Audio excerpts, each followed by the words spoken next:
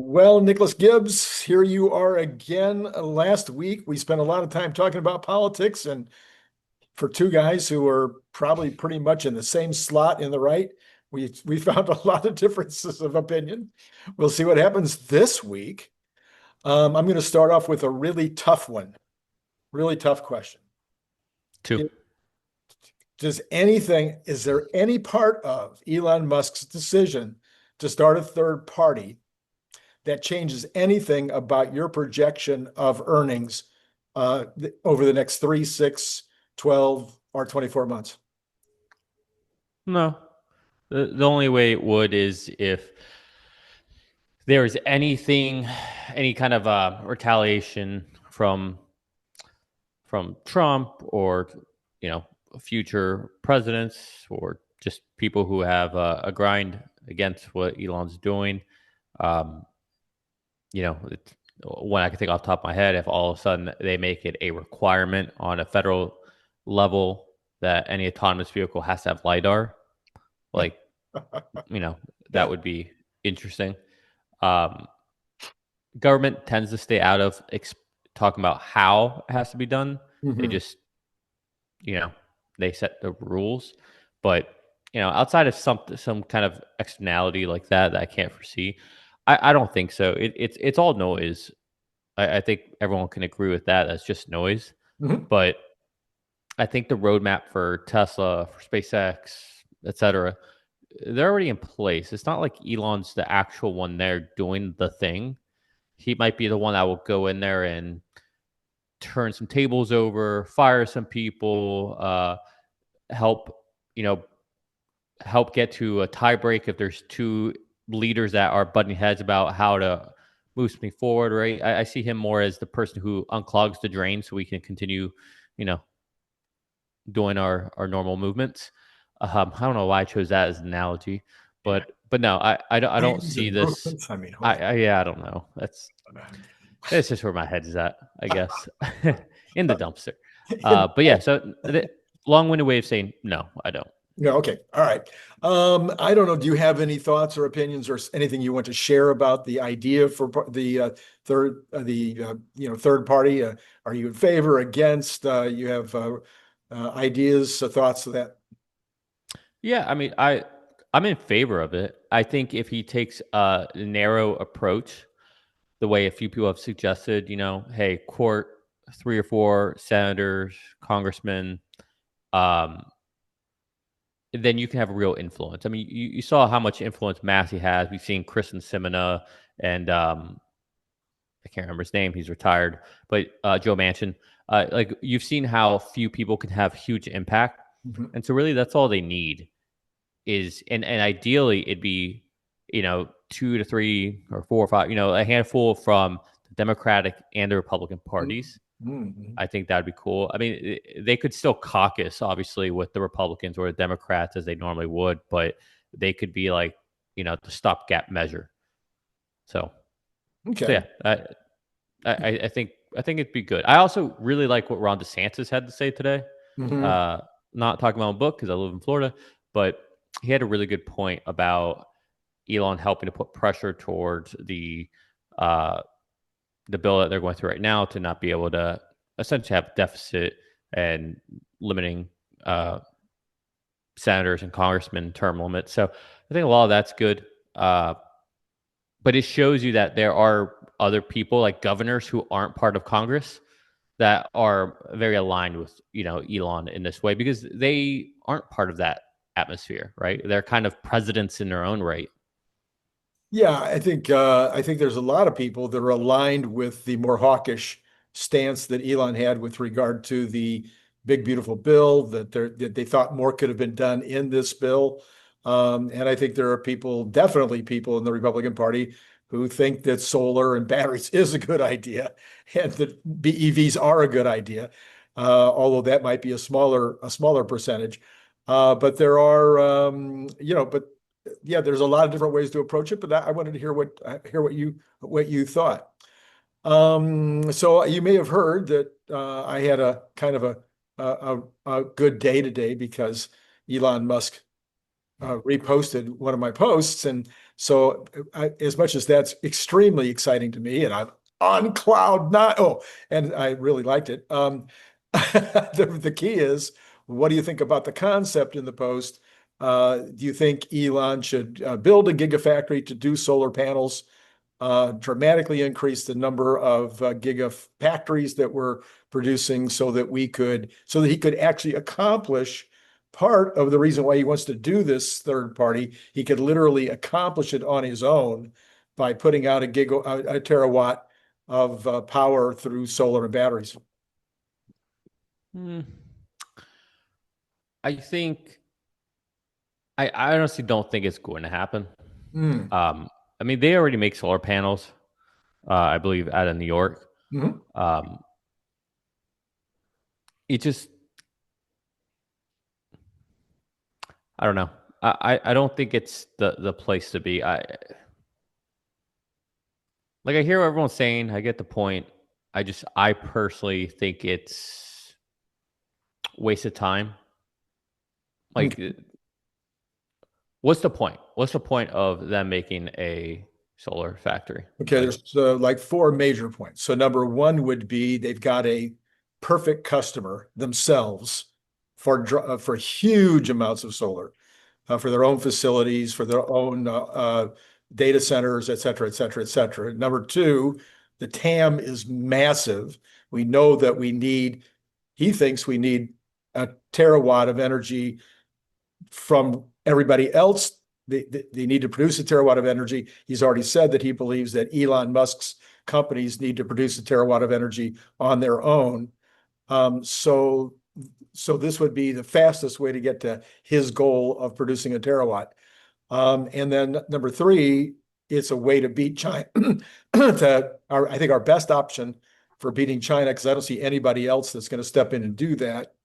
And number four, it's also going to help us beat China on AI or ASI, because it would be, we know that wealth and energy and the whole AGI thing is all tied to that amount of power, the amount of power that we can produce quickly. yeah.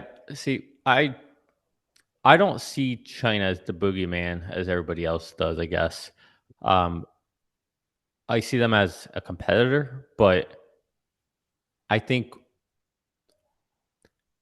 first of all, I don't think we'll be able to make them build them as cost effectively anywhere close with China is even with tariffs, right? Or Mexico. I don't think we will be able to. And even if we did, the margins it's just not a compelling business to be in my opinion. It's it's a technology that is improving very incrementally. It would take a lot of time suck from other resources, in my opinion, especially within Tesla. And again, I don't know. I just think you can. I think there's just better places to allocate capital. Solar panels aren't. It's not like there's a bottleneck in the supply of solar panels. You can buy solar panels. You can get solar panels. That's not an issue. So I would rather put that effort and that energy towards other projects personally. Okay. All right. Okay.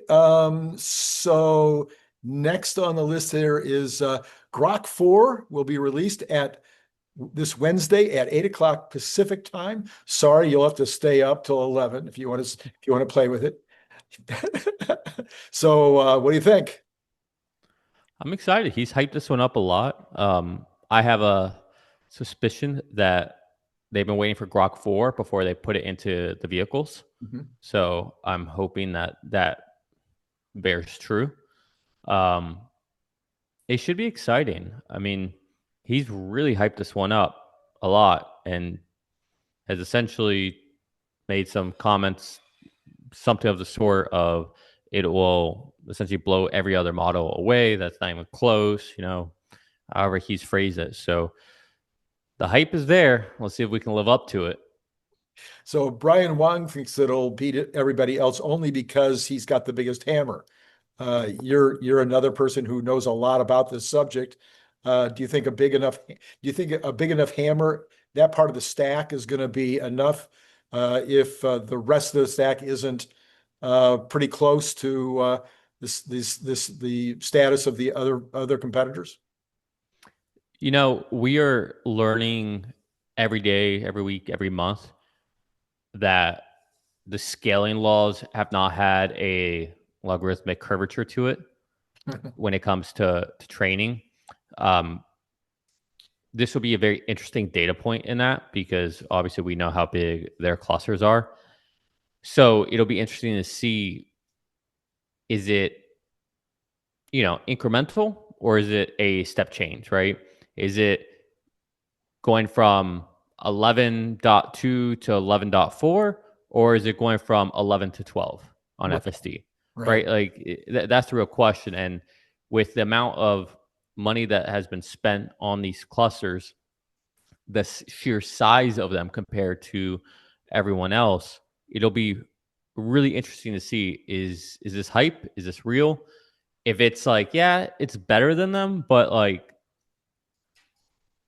it's not that much better, and you spent how much for that, so it's gonna be very telling, that's for sure. So I think we are living through understanding how far we can go with scaling laws. Mhm. And you know this will just be another data point in that. So I don't know what really to expect, other than I really hope that it does prove to be a step change, because it'll be really exciting to know that we're not even close to capping out Oh, with the scale of, yeah, because otherwise, if we start to if it starts to appear that we are becoming, you know if we're making a top, I guess, a mountaintop, and mhm. we can't see where the next one is, and we don't know how to get to that next breakthrough, that could be an issue for a lot of these LLM providers. Um, they haven't all had really, I think, escape velocity the way I think robo taxis and FSD is about to have. Mhm. So, Mhm. So, anyways, so we have four companies that seem to be taking four different approaches. And I haven't, I'm probably way over my skis here trying to even describe this, but I've been listening to a lot of All In podcast and PG2 and Diamandis and stuff. Okay, so it seems like we have Google that has, what would you call it? The customer base, really, really great scientists that are producing some very nice consumer facing and business facing kinds of tools. We've got OpenAI that is grabbing a big share on the artificial intelligence side quickly, and they also seem to have some people that are producing really nice consumer facing and business facing products.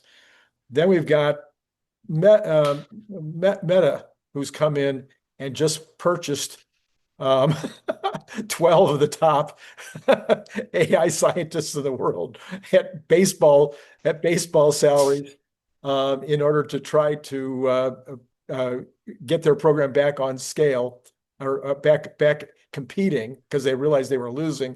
And then we got Tesla with the hammer, but not great consumer facing products yet. Do I have it anything close to right in your eyes? well, you're missing Anthropic, Okay. so they're a pretty big deal.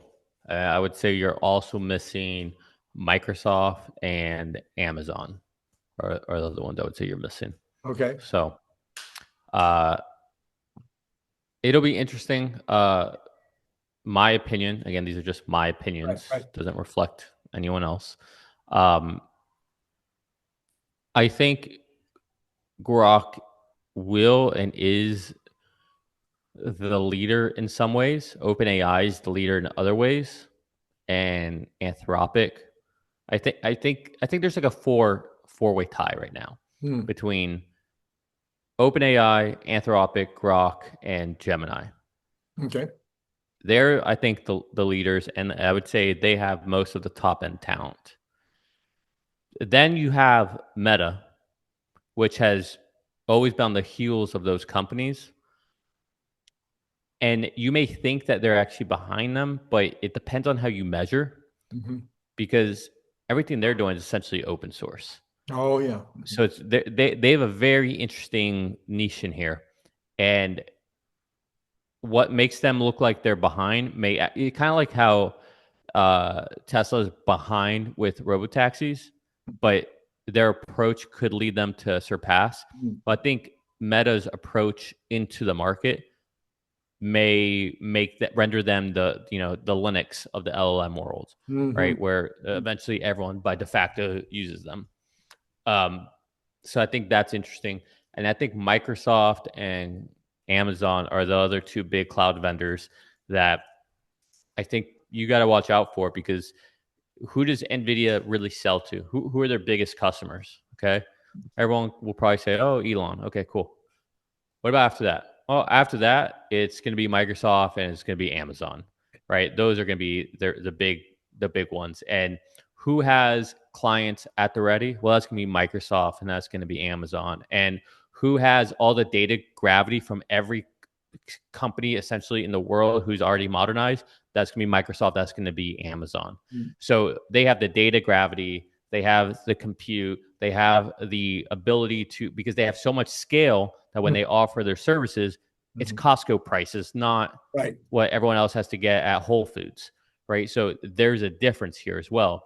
And then those companies, like companies like Microsoft and Amazon, get the benefit of working with thousands, if not hundreds of thousands of different companies, seeing what they're doing with the AI, Mhm. taking those learnings, sharing it with other companies that they have, and right, and they get to have this ecosystem of work with AWS, work with Microsoft, because we'll help you build and grow because we're doing it with all these other companies. Right. And this becomes, I think, a big differentiator. And so I think they're all working on their own skunk works with LLMs and all that. But I think that's a really big deal that you don't want to sleep on, because they could also be the ones that come out of nowhere that you weren't expecting. We already see that heavily happening with Microsoft. They're kind of parting from OpenAI. Why? Well, maybe because they're like, well, we got what we needed, Yeah. and I think the ones I'd be most scared about are the who looks like are the front runners right now, and that's Anthropic and OpenAI. I'd be most concerned with them. I wouldn't be concerned about Grok, because again, they have their they have X, they have Tesla, and they're starting to put the Grok model out into the public cloud. So there's consumption all there that they can have, but they also are creating their own data, Right. right? Or not they're not creating it, but they have a continuous refresh of data coming in. Yes. Microsoft will have that. Amazon will have that. Google will have that.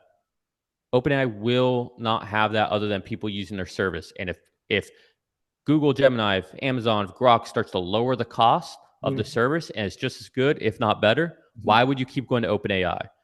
And then if that starts to happen, where's the new data sets for OpenAI? What are they going to train on? Who's going to use that? Right, it becomes a problem.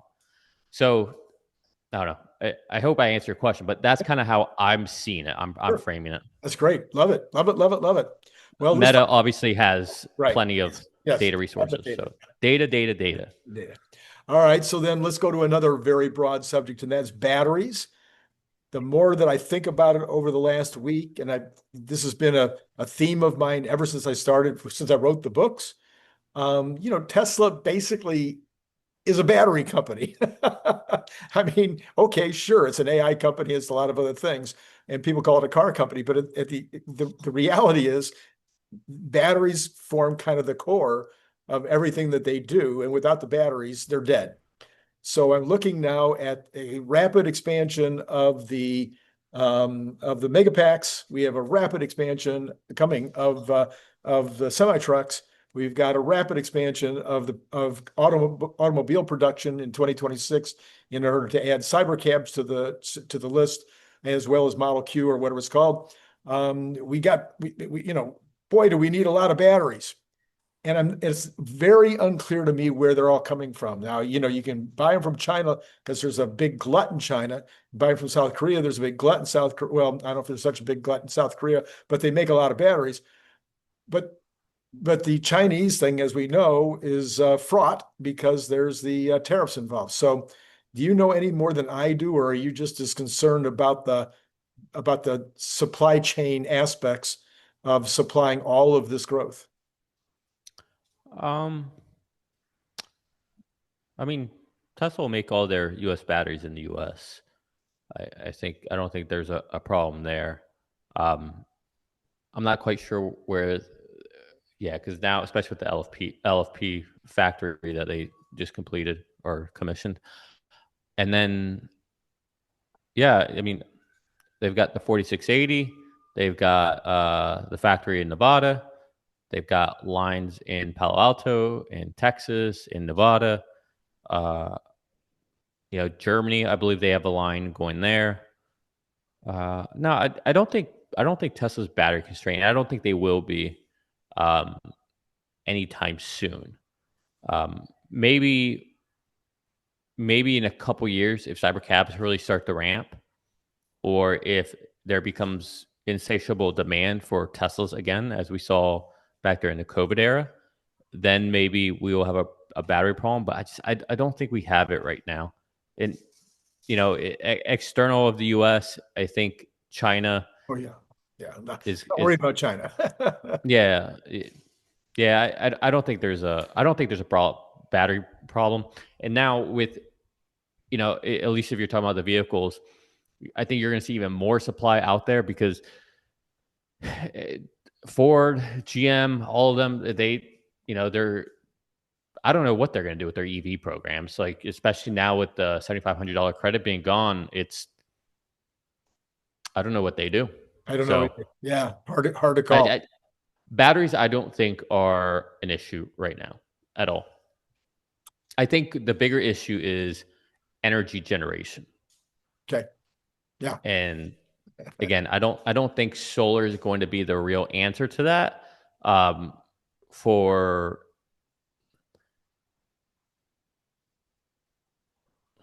it will be part of the answer, but it's not going to be, I think, the answer immediately. I think solar is the answer over time, slowly trickling out. I think right now what they need to do is have more natural gas. Start, it'll take years, but start getting going on nuclear solutions. And yeah, solar has to be part of it. Mhm. I mean, solar is like honestly, it's like it pays for itself. Like it's free. It's essentially free. Yeah. Yeah. Yeah. I mean, this is I know that Brian Wong believes that, solar and nuclear is it eventually. I agree. But that solar, the huge benefit of solar to me is not even the cost. The huge benefit of solar to me is that you can permit it so much faster. You can roll it out so much faster. You can install it so much faster. You can get it on the grid, or you can put it next to whatever it is that you're doing, or close enough that you don't need a substantial amount of grid to solve the issue.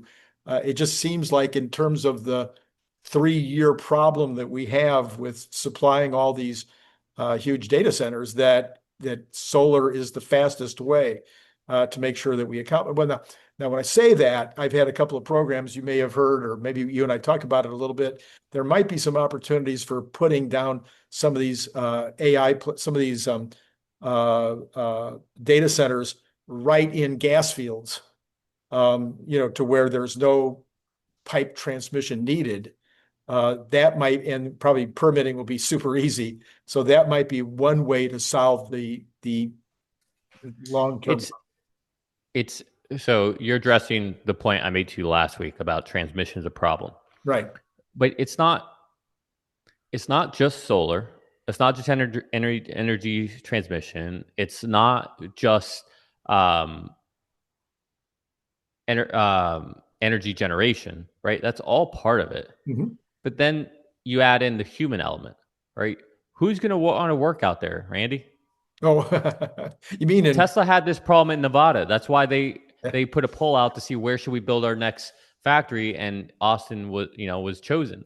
But you also need to make sure the talent wants to be where these factory or these data centers are. That's critical. yeah.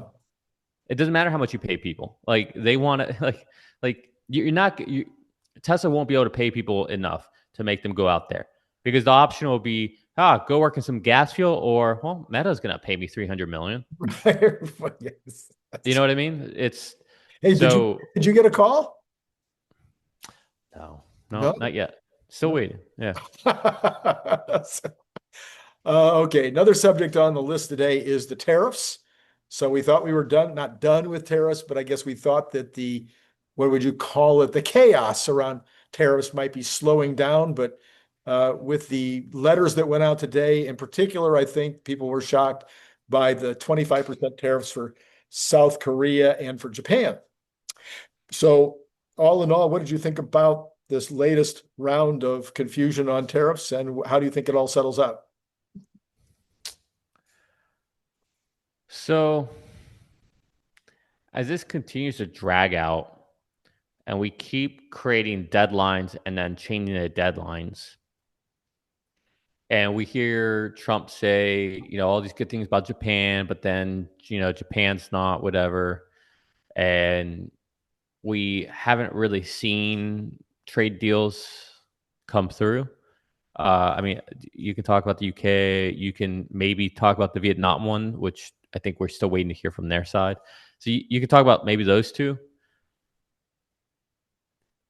I hate to say it, but it's not looking. I think people are starting to think Trump is weak. I Oh, I think see. Mhm. I think there's a chance that they're aligning together to all say, just ignore it, don't play ball. Like, and I think there's something happening because, but it's regardless, it's never a good look that when you give a deadline and you keep moving it and you keep moving it, right? It's and Trump 2016 would have said the same thing, that if I say that there's a red line, don't cross that red line. Mhm. And you it's Yeah. you I got to follow through is all I would say. Like, I mean, it would have been even more chaos today if he said, all right, all these tariffs are going into place. right. And it's like, I feel like if I was him, I would have been like, I pushed this 3 times already. You're not negotiating, or hey, we're negotiating, but until we finish this negotiation, the tariffs are on. Yeah. You Yeah. know, I just I think you're giving more power to everybody else to be like,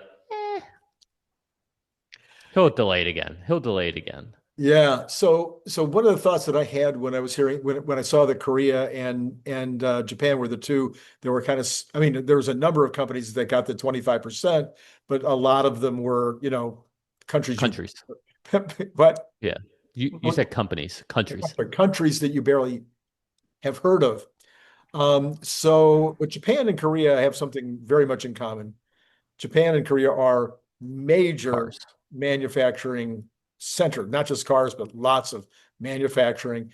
Both of them are very, very homogeneous. I think Japan has less than 2% non-Japanese on the island. I think South Korea is probably in the same boat. Mhm. And so there's a lot of that kind of nationalism going on. And I think that this is what they're having trouble. I have a feeling the barrier here is not so much about what it's going to cost them to ship out. It's going to be way more about Trump's desire to be able to get some kind of exports going into their countries, because it's almost impossible to sell those countries. I've tried. Yeah. I mean, what are your thoughts on the constant moving of the goalposts? That's I think that I'm not going to say it's a mistake. I think that trying to do the It's entire okay. world at Y- once, That was a mistake. yeah, that's my point. I'm not ready to say it's a mistake because we'll have to see how it all pans out. But I think trying to do It, the whole it world at was. once, okay, Like, all right, you can say it was a mistake. They should have stayed focused on China, yeah, finished that, yeah, then moved to Europe, then moved to South Asia. Like, I mean, you could have done this in a very constructive way, but when you try to do everything at once, nothing gets done. yeah, yeah. So that would be my biggest concern. So I think moving the goalpost has more to do with the fact that it was almost impossible. First of all, very few trade deals get done in months. They take years typically. But then if you try to get 150 trade But deals done in months, that's like crazy.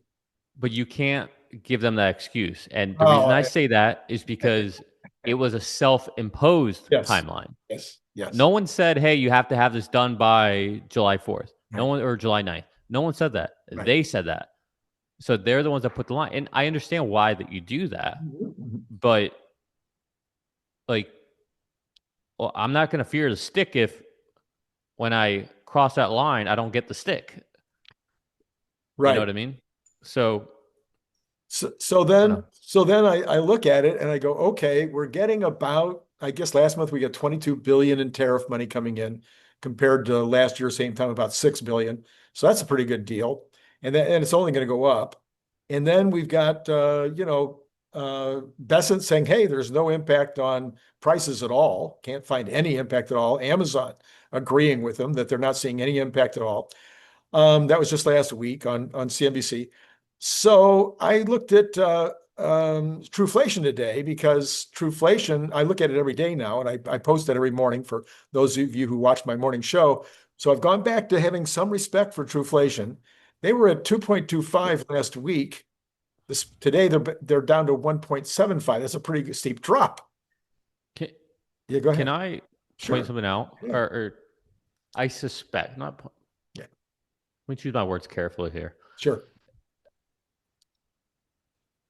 I fear that we might have a little bit of an ego problem when it comes to Besant and the idea that, oh, I'm so smart.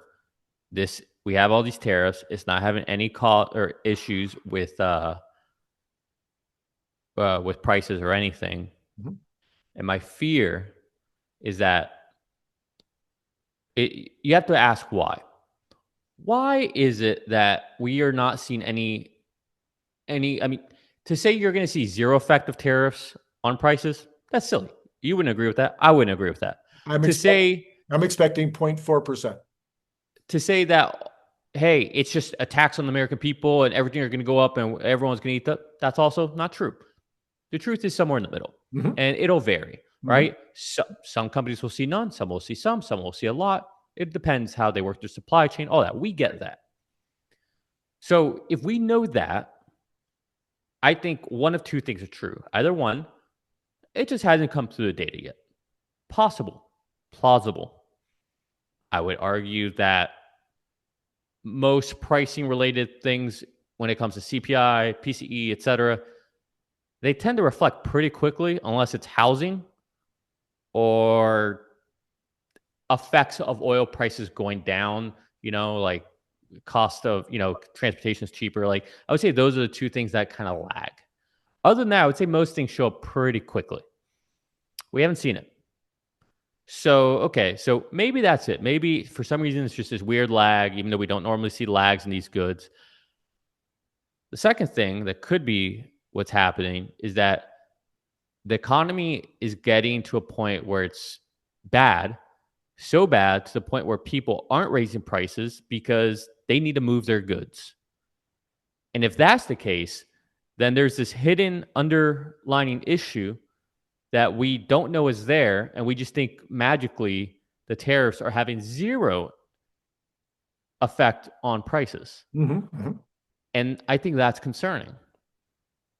So my question is, I guess rhetorical question is it possible that our economy is actually doing so bad that yes, the tariffs we are seeing those prices be reflected, but people need to move goods and they need to drop prices or keep prices low so much that it's just hiding it. It's making it a non-effect.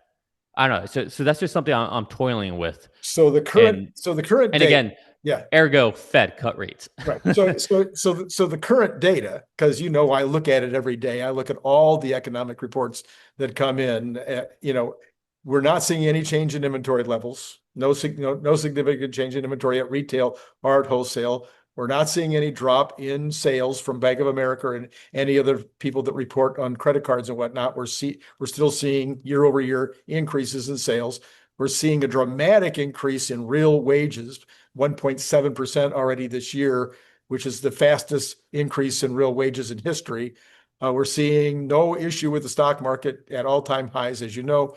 All last week, every day was all-time highs. So there's nothing yet other than a little bit of fringe stuff happening on the employment numbers, but I expected it to be worse because of the government layoffs at the federal level. So right now, at least today, so far, there's no data that would suggest an overall slowdown. I would say the worst piece of data was showing a little bit of softness on labor at small businesses. Now federal yes, the Small Business Administration, the not Small Business Administration, but the survey of small business comes out tomorrow. So that'll be interesting to see tomorrow morning what we get from the small businesses. Are they feeling it? So that could be a leading indicator. That could be a canary. So then you look though at the different categories in CPI. I'm not CPI at Truflation. Food just fell off a cliff. Just fell off. Just tremendous drop. Housing, as you've been pointing out, right now is deflating. Transportation deflating. Utilities deflating. We're not talking about disinflation. We're talking about negative inflation. Health negative, but up a little bit recently. Household and durables is the only thing that's up, and that could be tariffs. So it's up 4% year over year. That's still not crazy, but household products and durables showing the only increase on the list. Alcohol and tobacco deflating. Footwear low inflation, under 2%. Communications almost zero. Education near zero. Now that may not be a surprise because of what's happening with people going, all right, we're done with this education. We're done with this university system in the United States. Why do you think all those prices are dropping? So I think that all those prices are dropping. When I say dropping, is because people have enough. They've got. See, that's interesting. I disagree. Yeah. I think they're dropping because people are tapped out. Okay. But we're not seeing it in the credit card reports. We're not seeing it anywhere. What are you talking about? People are saving. People are saving at the highest rate since COVID. The savings rate went up last month. I take issue with a lot of those reports. Okay, well, yeah, of course, but it's all we have. Well, just because it's all we have doesn't mean you should use it. But we don't. Good point, Nick. We don't have a choice. Yeah. No, we do have a choice. You always have a choice. Well, you don't have to use it. If you think data's flawed, it's the same reason why I don't really look at ADP payroll, because I think that's right. Well, not because I don't like it, because I think no, I don't think it's good. Right. I also don't think what we get from the jobs numbers is that good either. I rather use my own, intuition on what's happening around, what I see postings, who I see laying off, and you can surmise what's going on. Like housing, like I've been talking about this forever, that housing's been dropping. Like I didn't need a report. Like you were showing me reports. Oh, look, it's good, it's good, it's good. Now it's like, look, we're deflating. So I know that people are struggling. I know that you can see we're record depths when it comes to credit cards. I know that there is also record amounts of money in money markets. Mm-hmm. And all those things are concerning. They're not good things. Even saving isn't a good thing. When people save a lot, that means they're not spending, which is bad for the economy. Mm-hmm. So I think people are struggling. I think there's also a record amount of people who have 2-3 jobs. And I think that's the only reason we see these unemployment numbers not rising. We went from a world where it was normal to have a one-income household. Mm-hmm. And then we evolved into a world where, well, both parents or both individuals had to work. So it was a 2-income household. I fear that we're moving into a world where you're going to have a 2-income household, but it's going to be normalized that one of those 2 people have 2 jobs. Mm. I think we're getting to that point. It's amazing how many people that I talk to who used to come to the United States to vacation because the United States was so affordable. You can get so much. And now they come here like, this is ridiculous.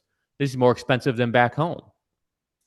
It's just, I know it's all anecdotal, but like you start to paint a picture here of where things are at.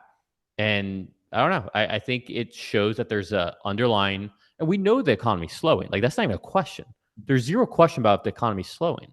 Like we can see it. You can see it. CPI, you can see it in GDP numbers, even if you think those are skewed. Like you can see that the economy is clearly slowing. I don't know if you and I have talked about this yet. I've talked about it with a couple of co-hosts. How much of the slowing and or the housing issue, the housing going down in price, do you think is reflected in the fact that we have a 3 million individual turnaround in the number of illegal immigrants coming into the country? So we have 2 million fewer illegal immigrants coming north, and we have 1 million illegal immigrants going south. So a 3 million turnaround in the increase, which has been maybe part of the reason the economy has been propped up in terms of sales, if nothing else. People have to eat, people have to find a place to rent. And I did an analysis on Grok, and Grok said, I did it on both Grok and Manus, and they said that's 500 to 700,000 households. And that's with a high estimate, like 4 people, 5 people per household. So wouldn't that have an impact on housing? Wouldn't that have an impact on spending, especially on things like food falling off a ledge? Utilities falling off the ledge. I mean, you got way less people putting demand on those utilities and on those food, on the food supply. I don't know. Is there an impact? Sure. But when it's such a small percent of the population, I don't know if it makes, I don't think a less than 1% of people leaving the country Or not. makes a impact on a 99.5% of the entire economy spending, makes it into inflation numbers, CPI numbers. Like I don't think it does. I mean, yeah, I think that's I think that's a stretch. I think it can make a difference in communities, certain communities, but not nationwide. And like with the housing right now, those aren't the people who are buying the houses. you know, No, they're not the ones no. that are going out taking loans. Like they might have good. But you have to look at the entire, real estate is something that I spend a lot of time. I've written 2 books on. When you're looking at figuring out how the housing market's moving or not, the rents do matter, because how many articles do you see, books do you see They, on should you rent or buy? So yeah, somebody's in the middle of that decision when they're going into buying a house. Should I continue to rent? Well, if my rent just dropped $300 a month and the mortgage is still, is still at the same level or even more because they haven't come down at all, now I've got a quandary as to which way I'm going to go. Well, now the house price comes down, so now maybe I can buy. So there's this give and take between rentals and sales, and it goes all the way down to the cheapest rental, because each level you've always got this business of people moving up or moving down in the categories. yeah, but for that to be, I think that is true in a vacuum. But I think for that to be true, again, if you're using immigrants, you're assuming that we know what those rent prices are. You're assuming that we have visibility into that. I mean, if you think about it, most of these would probably be under the radar. They're not going to be disclosing how much they receive in rent. It's all going to be cash. You're not going to see it. You know, it, Now and again, I'm talking about if you've got 2 million people that come in, that would be, let's call it divide by 5, 400,000 households that come into the United States. They need to rent something somewhere. They may be paying in cash or whatever, but they got to live someplace. mhm. So they're causing somebody to, more people to build buildings, to add rental units in whatever way they can, because they're seeing this demand. Now, all of a sudden, that demand stops. It stops on a dime. And not only does it stop, but it reverses. So now you have fewer people looking for that entry-level apartment building. Well, if the entry-level apartment building is now got no demand at all, you've got to lower those prices. And if you lower those prices, then it trickles. It just the whole domino effect. Nah, I'm not saying that doesn't have a effect. I I would bet money that the reason you're seeing more lower income housing being built or more, studio apartments, things like that, is because people can't afford all the luxury condos and apartments that are being built, because that's where the money's at. All the expensive houses being built. And so now you have a softness in the market down here because there's all these people like, well, I can't afford that. And there's like no middle ground. And I think that's what's creating it. With these interest rates, I mean, again, with interest rates right now, you could buy for a $1 million house right now at current interest rates. If we were just to go down to 4.5%, you could buy a $1.5 million house for that. Right. So like that's how big of an effect it's having. So it's literally pricing people out. I saw something today where it's like the average person, I don't know if this was in a certain state or if it was the country, so forgive me, but essentially they need to be making $300,000 just to buy a house. Right. It's like, okay, well, you tell me how many people are making 300,000. I can tell you it's a lot less than 1%. So it's, people either have savings or have family helping them, or, they have, 2-income household, or they have really good jobs. Or they're selling the house they have and they're buying another one. But I think the problem is that there's just a big gap between expensive luxury and low affordable that's kind of nice. And I think there's a huge market of people who are living in that part, right? I mean, like if you just look at the numbers, there's so many people that the wealth divide's never been greater, right? Between it, what you think it's been greater? Yeah, so that's a whole nother story. My analysis, I did a fairly deep dive in this a couple of years ago.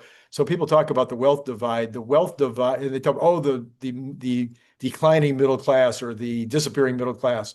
The truth of the matter is the reason the middle class is gone is because they become upper middle class.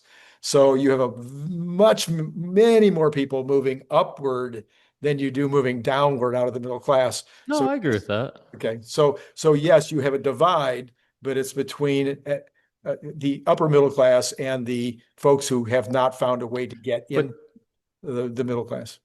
But even people who think they're upper middle class these days, they're really not. They just think they are, but they're not really anymore. I'm just saying, if you look at the, relative incomes and relative again, you can see that this movement is taking place. Yeah, we don't get lost in this nuance. But my main point is that I think there are just more people who can't afford what's out there right now. And so that's what's creating the demand for all this, building that's happening right now, because there's a need for it. I don't think it has to do. Are you saying that the market has misbuilt for the current year? In other words, I know, sometimes there's the 1 million and above homes. That's all anybody wants, and that's all they're building. I know this was true nationwide for a while, is that all they could sell was the luxury facilities. Now that might be less than 1 million someplace else, but that was all that was selling. And basically the builders, that's all they were building, because they could make just as much on a luxury unit as they could on a entry-level unit, and it was all the same amount of work. So do we maybe overbuild those luxury units, and now we need to build a lot more entry level, as to your point? Well, that's one possible solution, but I think the better solution would be to lower interest rates. Well, that would be, yeah, we 100%. I think lowering the interest rates solves a lot. The problem is there's a stupid narrative that if you lower interest rates, it means inflation is going to grow, which is so stupid. Makes no sense. Inflation only happens when there's excessive money supply and money velocity. 100%. Without that, there is no inflation. 100%. All right. That doesn't mean prices can't go up, but just because a price goes up, that's not mean it's inflation. Right. Right. Like a company could just be trying to squeeze out more margins, right? There's all kinds, or they could have, there's all kinds of reasons. But I think if you lower interest rates, it kind of creates a middle ground where developers and builders, they can maybe squeeze out a little more, still build those lower ones. The people who have built these really luxurious apartments and condos and houses, it makes it more affordable for those to get going. The people who have locked in, like us, 2-3% rates. Well, if it's dropped to 4, 4.5. It doesn't make or break. I can move. I'm not giving up. Like, I'm not going to give up my 2-3% for a 7. Not happening. Right. Give up 2-3 for a 4, a 4.25. Mm-hmm. Yeah. I'll make that trade. So it unlocks the market there, and I think that by its nature stimulates the economy, because then people have more money to either buy more house, or they have more money to just buy the house. And then guess what? They got to furnish that house. And guess what? They want to go out and go to the local grocery store, right? It stimulates things. Right. And obviously our whole debt. I mean, like, you know this. Your audience probably knows all this. So I'm just, saying what everyone already knows. But I think that's the real thing we need to do, is unlock where interest rates are. But I fear that that's not going to happen until September.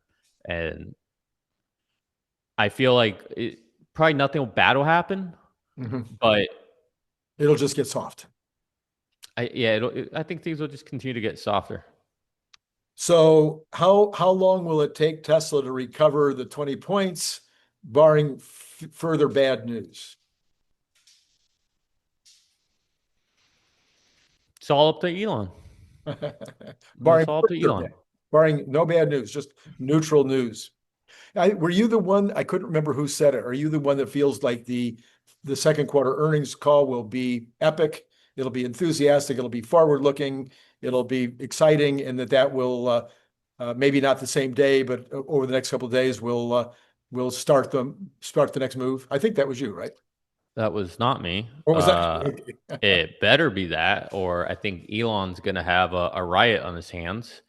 I honestly, I think Elon is towing a very dangerous line right now, where he's seen a lot of Tesla investors. I don't want to say turn on him, but are just getting a little more, I don't know, fed up a little bit. And honestly, I'm one of them. Here's my point of view. I'm with him. I'm 100% with him in everything he's saying, everything he's doing. I agree with it to the bone. I mean, today's just, with the whole Epstein list, it's like, oh, well, here's another thing that we're not doing. So Russia war is still going on. Israel war is still going on. Tariff deals, it seemed like we started off decently. I don't know where we are now. Everything that Trump had, aligned with Elon, that was another reason why I voted for him. Like, that's all gone. The budget, all that, we talked about ad nauseum last week. That's not getting done. So to me, it's like, okay, well, there's a lot to be desired here.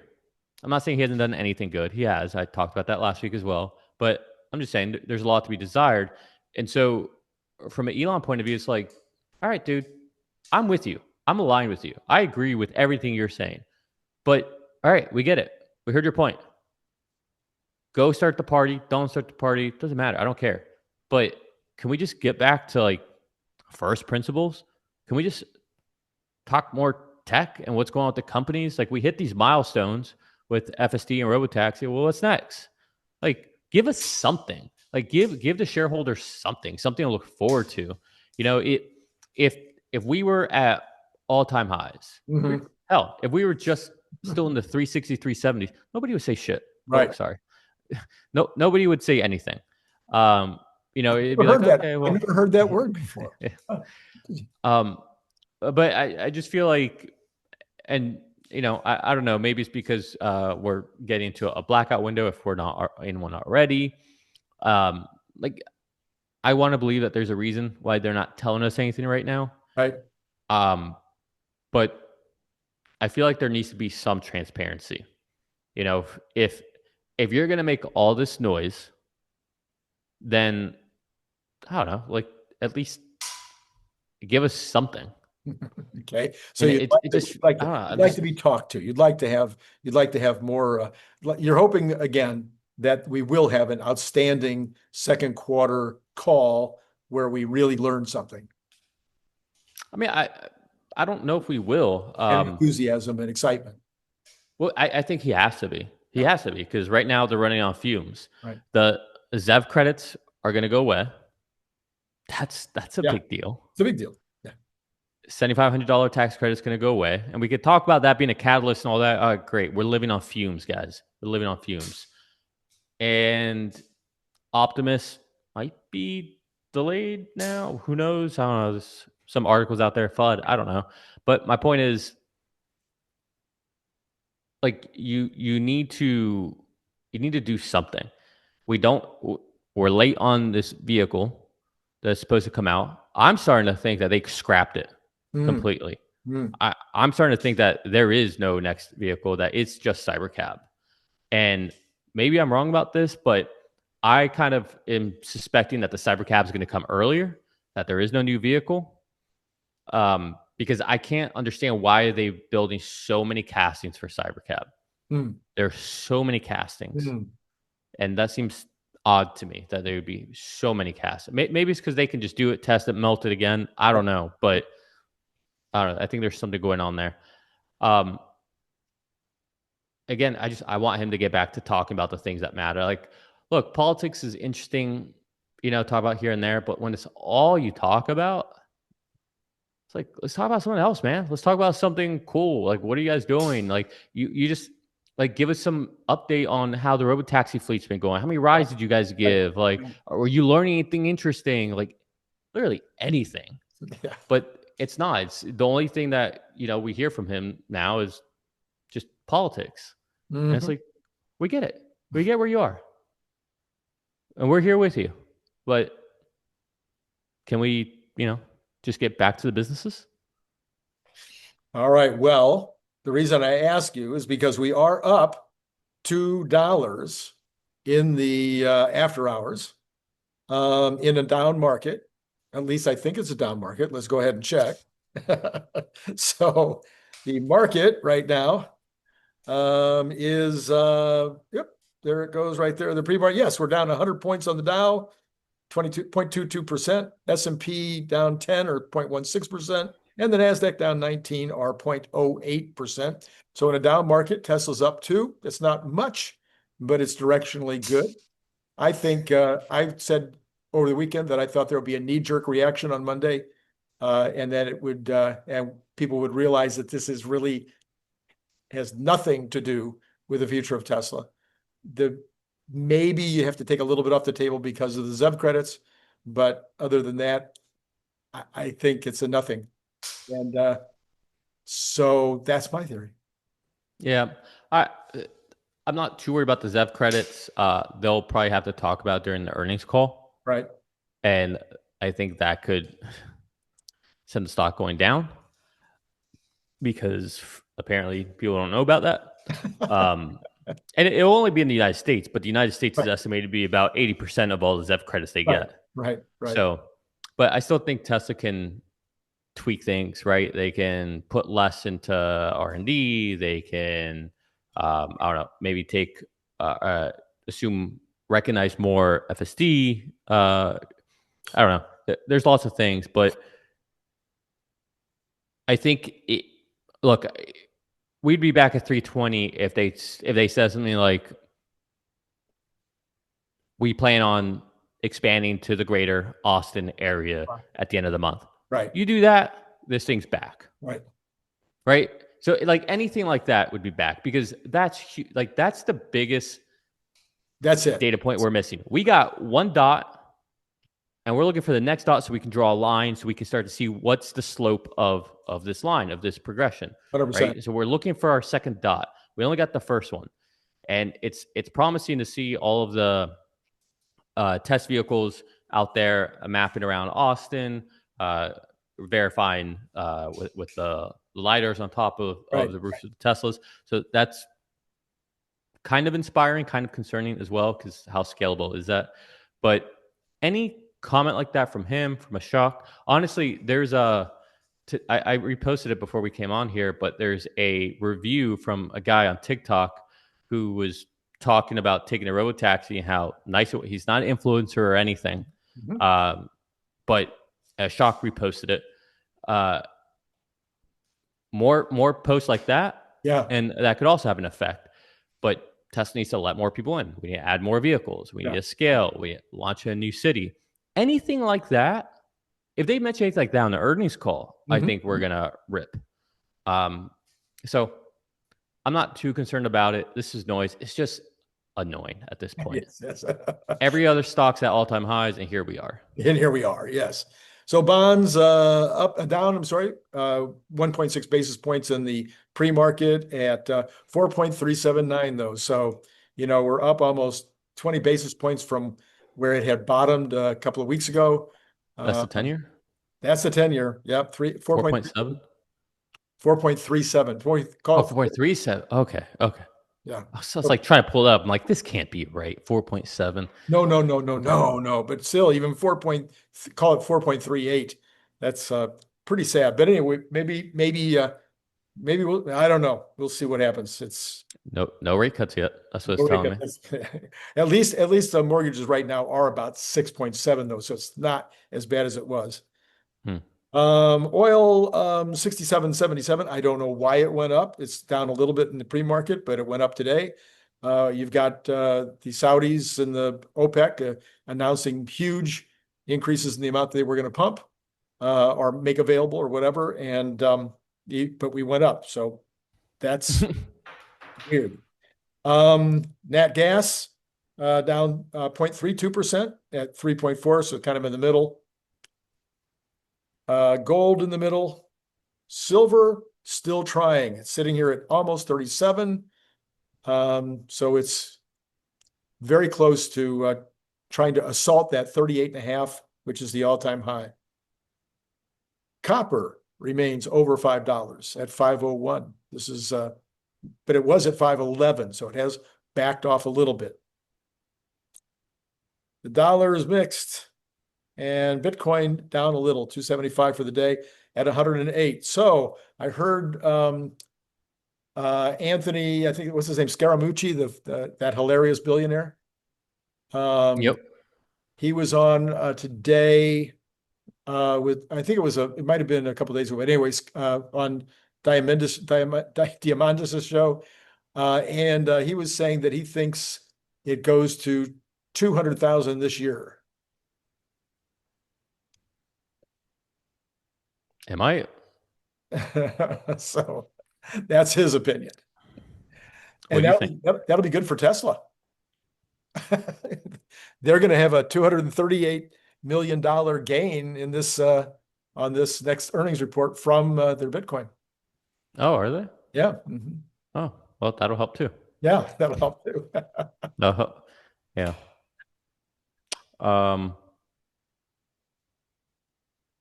Yeah, that's interesting. Yeah. Hmm. So if it went to 200,000, that would really help Tesla's Bitcoin valuation.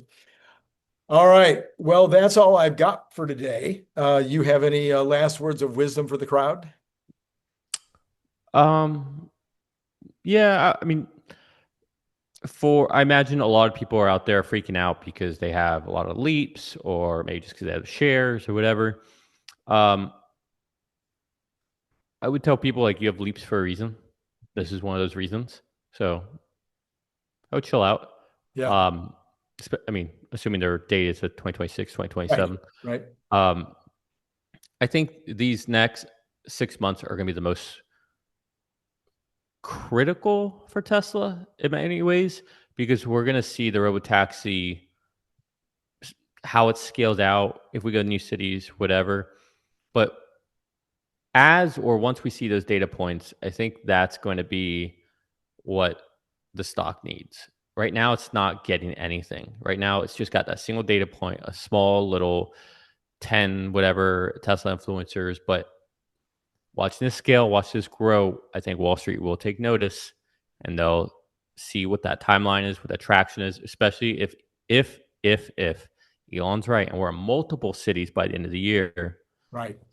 I find it very hard to believe that we're not in the 400 plus. I find it hard to believe. Right. But right. if we don't, and we're still just in Austin, maybe just what Waymo does in Austin now, that would be a little disappointing. That would be at the end of the year. That'd be rough. Yeah, that'd be tough. Yeah.